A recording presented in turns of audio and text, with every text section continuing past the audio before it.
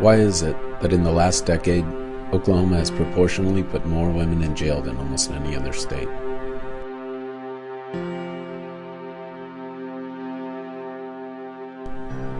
We sent 1,393 women to prison last year.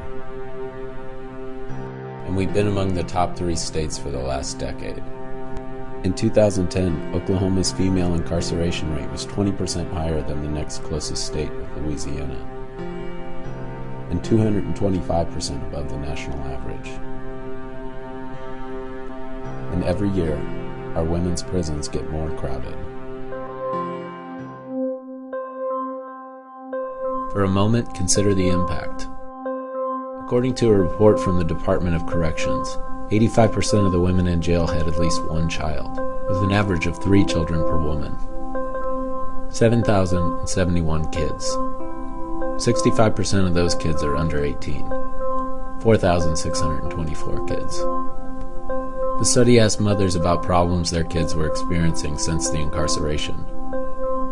It found a 94% increase in bad grades, 100% increase in kids getting expelled, 50% increase in kids dropping out, 167% increase in kids with drug problems, and 370% increase in depression.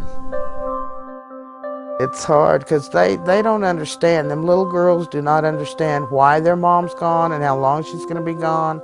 It's been a chore to sit down and explain to them that she's gone. We have to do this, we have to do that in order to keep going. Jazz! Hi, Mommy.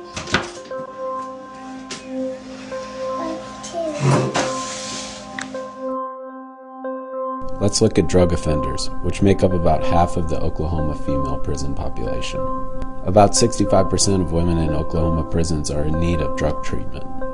At the end of 2010, almost 3/4 of the women leaving prison had not received adequate treatment, which means they're much more likely to go back to their old ways and end up back in prison.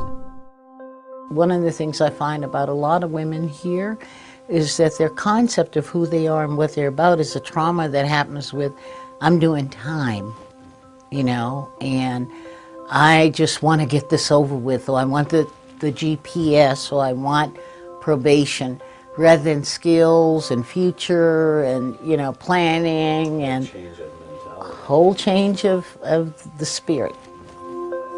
It has, I feel like it would have saved taxpayers a lot of money. It would save my family a lot of heartache if I could have done this 20 years ago instead of coming now. Statewide, it costs a rough average of $16,000 to keep a woman in prison for a year. That's $44 a day. Drug court treatment costs just $15 a day, or $5,000 per year. The Tulsa World, in partnership with Oklahoma Watch, takes a look into the stories of some of these women. Why is our rate so high? What's the effect on a family if the mother is sent to prison on nonviolent charges?